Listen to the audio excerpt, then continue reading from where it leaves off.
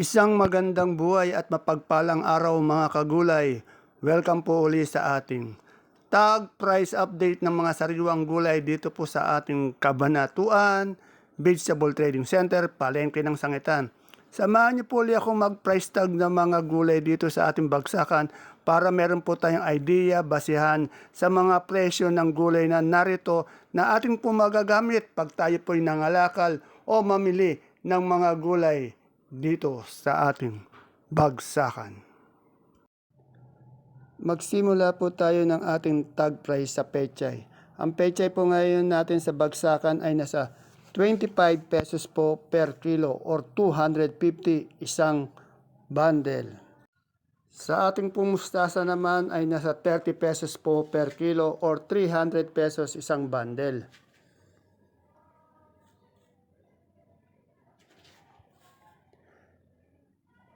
Sa ating saluyot, yung saluyot po medyo nag-angat, no? Nasa 15 pesos po isang tali. Bihira kasi ang saluyot eh. At ang ating patolang palikpik naman po ay nasa 30 hanggang 40 pesos isang kilo. Sa ating turo naman po, turo po yan, nakabundle na yan, ay 70 pesos po isang kilo po. Kay Ate Mayan po yan 70 pesos isang kilo ng turo.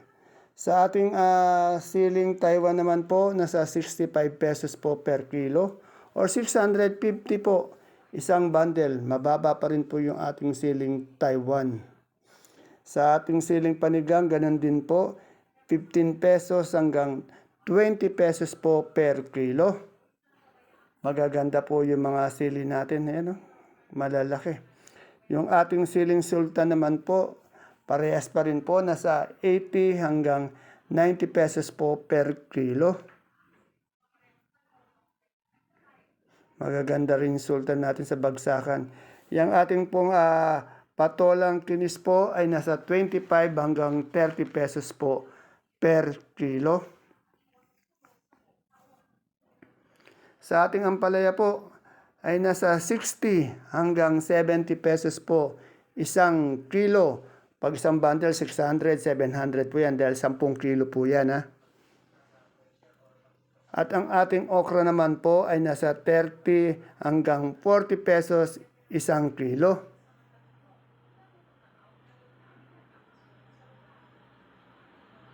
Sa ating kalamansi po, 1,900 isang buriki o isang red bag o 30 kilos. 30 kilos po yung isang buriking ganyan 1,900 po. Ang ating singkamas naman po, ganun pa rin, walang pagbabago. 110 po, isang tali, isang big kiss. Sa ating sitaw naman po, ay nasa 140, 150 hanggang 160 po, isang big kiss. Magaganda rin yung sitaw, mahaba. Ang talong po, walang pagbabago, nasa 15 pesos hanggang 20 pesos po per kilo. Napakamura ng talong dito sa ating bagsakan. Yan yung okra po natin, 30 hanggang 40 pesos po per kilo.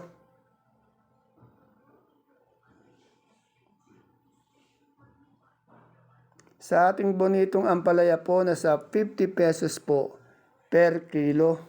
Or 500 isang bundle dahil 10 kilo po yan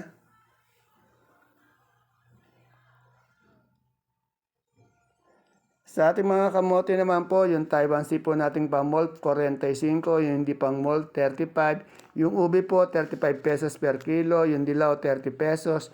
Yung puti po, 25 pesos po per kilo. Yung pang mold po natin Taiwan Sea, 45 Sa mais naman po natin, yung dilaw natin napakababa, 15 pesos per kilo. Yung puti, 30 pesos po per kilo or 300 isang bundle. Magaganda yung mais ni Ate Aya Sa atin naman pong alugbati, isang bundle nasa 300 hanggang 350 pesos isang bundle. Dahon ng sili po natin, 80 pesos po hanggang 100 pesos isang kilo. Yung malalaking dahon po yan ay tingala ang tawag nila eh. Sa ating Suprema po, 30 po yung big, 29 yung medium, 25 naman po yung small ng Supremang kalabasa. Magaganda po yung Supremang kalabasa natin ngayon sa bagsakan. Bilog na bilog. Sa atin naman pong gabing galyang, yung puti po 28 per kilo. Yung pula 28 din po per kilo. Yung sinibuyas po natin nasa 80 pesos po per kilo.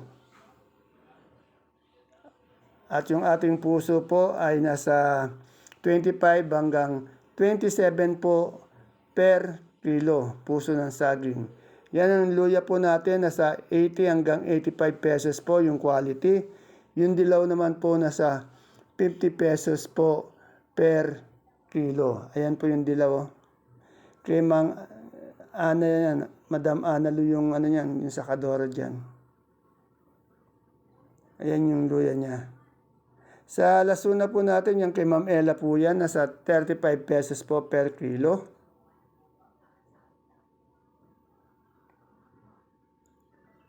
At yung ating sampalok ay nasa 38 hanggang 40 pesos po per kilo. Sa ating mani naman po ay nasa 75 pesos per kilo. Magaganda po yung mani. Ayan, magbubukas niya si Brian. Yan ating sigarilyas po nasa 60 pesos po isang kilo. Sigarilyas 60 pesos isang kilo. Sa ating pipinong puti naman po ay nasa 35 pesos po per kilo.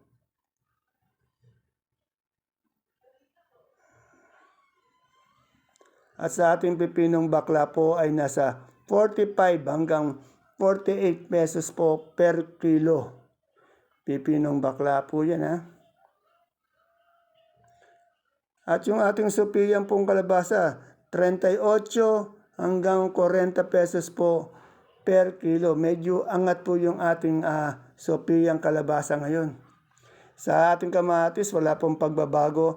May 10 piso, may 12, may 13 pesos, isang kilo. Itong madilaw-dilaw na yan, mga ano yan, nasa 10 pesos.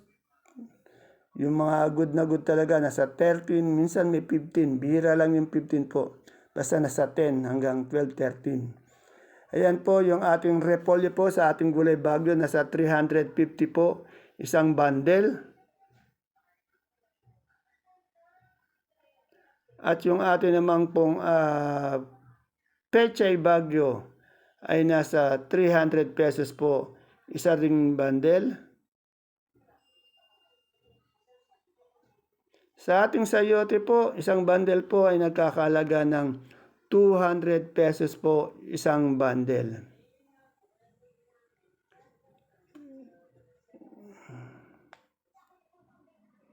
At yung sa ating keros po ay nasa 850 po isang bundle. Yung maliit, yung malaki po 900 pesos po isang bundle.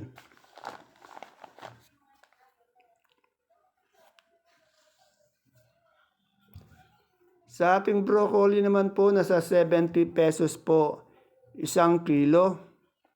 Kagaganda ng broccoli. Oh. At sa atin naman pong green bell ay nasa 250 po isang kilo. Ang ating red bell naman po ay nasa 180 isang kilo.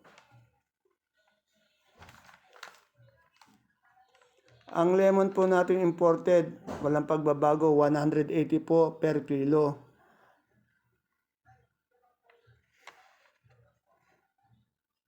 At yung ating celery po ay nasa 100 pesos po isang kilo. Yan po yung celery. Oh. Then yung sa ating leeks naman po, 120 po isang kilo. Yung beans po natin, yung Baguio beans po natin, nasa 80 o 80 pesos po isang kilo. Wala po tayong na-update ng mga lettuce dahil naubos na eh. Yan o, labanos. So, 300 pesos po yung labanos na maganda na yan. Isang bundle po yan ha, yung labanos na yan ha. Napakamura po. Ayan o, kagaganda ng yan, cauliflower. 60 pesos isang kilo. Kaganda rin ang cauliflower nila.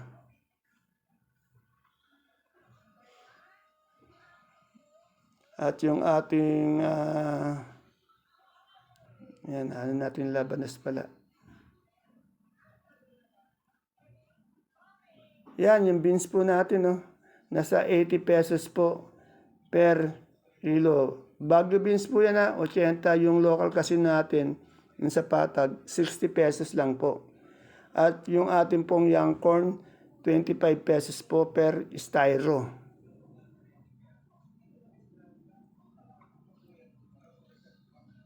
Sa ating sibuyas naman po, mga local nating puti, 380 po yung 10 kilo. Isang bag po yan, 10 kilo po ang laman yan. Ha? Kaya 380 po. Yung sa sibuyas nating pula, 10 kilo po, yung isang bag, 500 pesos po. Yan, isang red bag na yan, 10 kilo po yan, kaya 500 pesos po.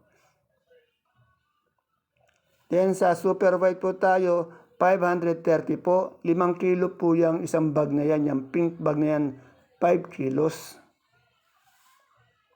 At yung ating bawang naman ng kanso, yung malaki po, 440 po. Yung small naman po, 430 po. Tigli 5 kilo po yan. Isang bag o isang bundle na ganyan.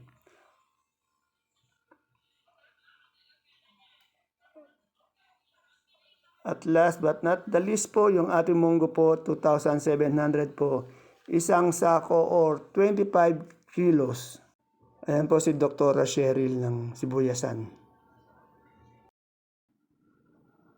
Ayan po mga kapalengke, mga kagulay, ang ating pinaka-latest price tag update ng mga sariwang gulay na bumabaksak po dito sa ating Kabanatuan Vegetable Trading Center, Palengke ng Sangitan. Sana po sa tuwing umaga ay mapanood niyo po ang ating tag price update para meron po tayong basehan, idea sa mga presyo ng gulay na narito na ating pong magagamit ito pag tayo po ay nangalakal o mamili ng mga gulay.